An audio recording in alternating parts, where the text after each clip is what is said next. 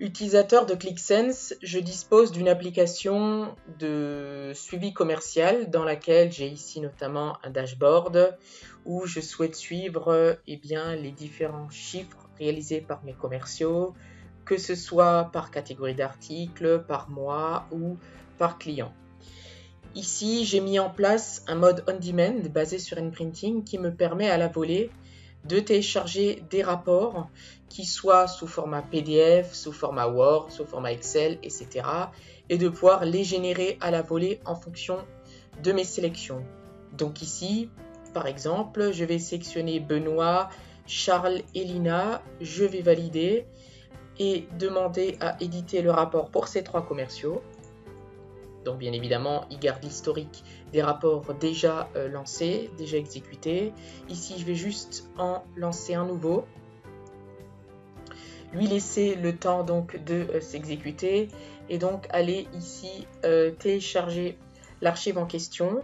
Et ici, j'ai donc un rapport qui a été généré par commercial, donc en fonction des sélections que j'ai effectuées. Donc ici, je vais ouvrir le premier, Benoît. Ici, il est bien repris au niveau de mon rapport.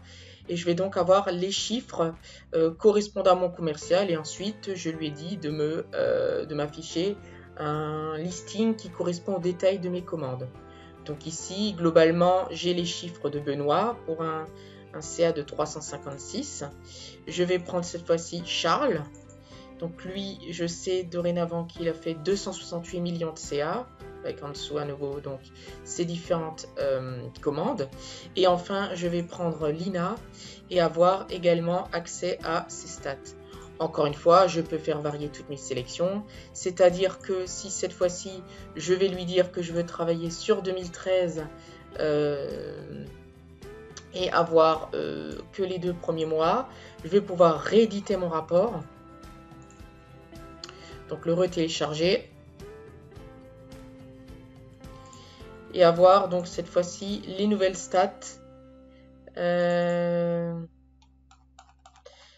mes commerciaux. Donc je vois cette fois-ci que effectivement le CA a changé et forcément du coup j'ai beaucoup moins de factures puisque mes sélections ont été prises en compte au moment de la génération du rapport. Donc comment mettre ça en place ? Donc pour mettre ça en place, il y a plusieurs étapes. La première, c'est de se connecter à sa plateforme web nPrinting. Donc je passe l'étape où j'ai créé l'application, je passe directement en fait à la deuxième étape, à savoir celle de la mise en place de la connexion. Donc ici, bien entendu, nPrinting peut se baser sur du ClickView ou du ClickSense. En l'occurrence ici, c'est du ClickSense. Je suis juste allé lui indiquer l'adresse de mon proxy, à savoir le serveur donc, sur lequel est hébergé ClickSense. Ici, je suis allé lui saisir l'ID de mon application ClickSense, très important, et l'identité du compte, en fait, du ou des comptes donc, qui vont pouvoir aller exécuter ces rapports. Bien entendu, depuis la version de juin 2020, Click a rajouté la possibilité d'appliquer un thème sur l'application ClickSense, c'est-à-dire que il va prendre en compte vos différentes couleurs, que ce soit corporate ou que ce soit spécifique en fait à une application. Il va ici le récupérer dans les rapports que vous avez prédéfinis. La deuxième étape, c'est de passer à la partie rapport donc de votre administration web nPrinting. Donc ici, au niveau de ce rapport, en fait, ce que vous allez faire, c'est que vous allez donc lui donner un titre. Donc ça, c'est le titre avec lequel il va apparaître au moment où vous allez le générer depuis ClickSense. Vous allez lui spécifier un type. Donc ici, j'ai dit que c'était du Word, mais vous pouvez très bien avoir de l'Excel, du PowerPoint, du PDF, etc. Vous sélectionnez l'application sur laquelle effectuer donc ce rapport. Et puis là, c'est très important, vous devez activer la génération de rapports API on demand. En fait, ça, c'est la case qui vous permet de dire je veux que le mode on demand soit accessible à travers l'application ClickSense. C'est-à-dire que par défaut, vous le savez, sinon je vous l'apprends, ClickSense nPrinting permet également de faire de l'envoi automatique donc de documents à un certain nombre de destinataires, soit à une fréquence qui a été déterminée, soit en fonction d'un seuil qui a été atteint.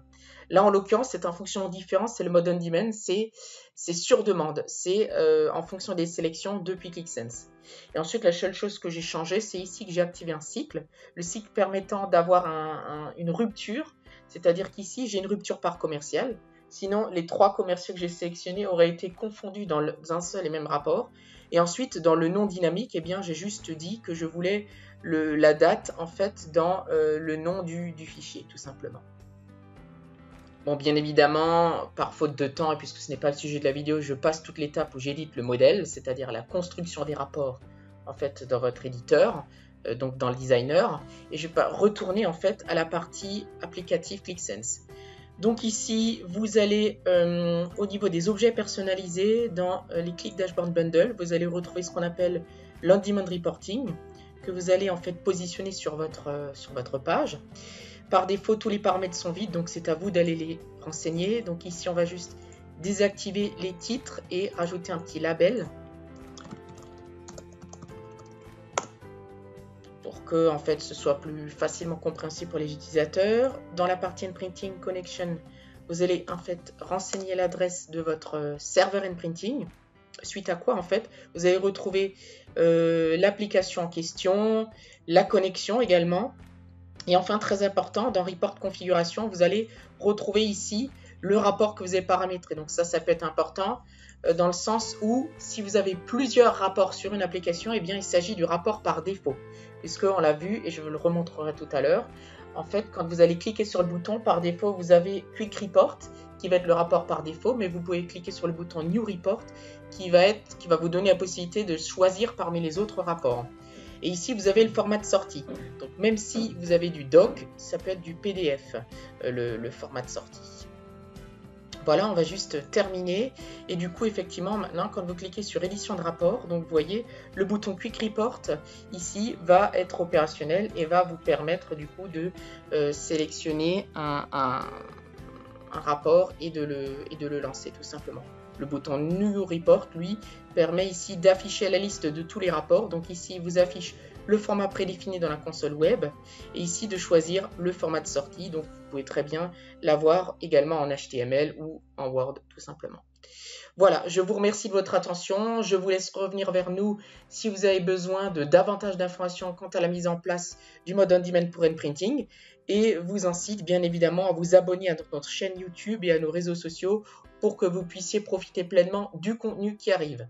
Merci.